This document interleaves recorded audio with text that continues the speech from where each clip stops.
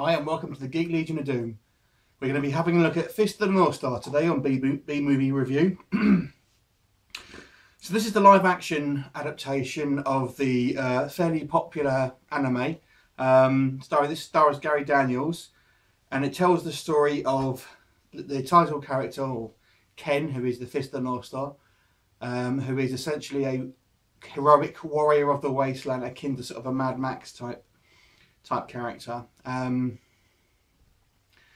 has various adversaries, mainly his sort of opposite, a guy called Shin, played by Costas Mandylor, and it's a story of essentially his journey to face him after, and there's a sort of woman that they're both essentially fighting over, and various sort of civilians that end up sort of getting in the way.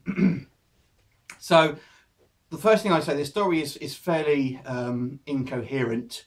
To be quite honest with you, I think the anime is probably guilty of that as well. What story there is fairly simple, but some things I just don't translate, I don't think, particularly well on this. The other major complaint I have with this film, considering it's meant to be a martial arts film, the fight choreography isn't very good.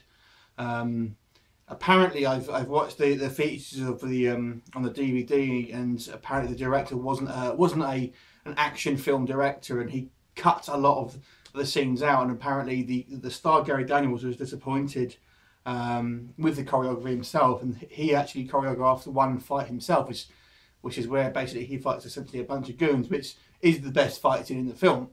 But generally, it's not all that good.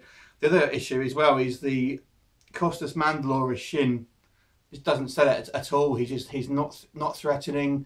Gary Daniels is a great martial artist, and it's physically he's not a massive bloke, but he's physically quite imposing.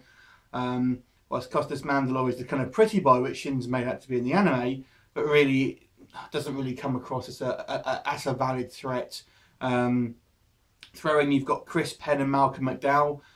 So there's there are some familiar faces in there, but it isn't all that. It's more of a post-nuke movie, akin to sort of what you'd see in the 80s. I would say more than anything else. I really can't give this film a sort of a really good thumbs up. And I love the anime. Fist of the North Star was actually my favourite anime film, so I was pleased when they did a live action movie just so I could see that.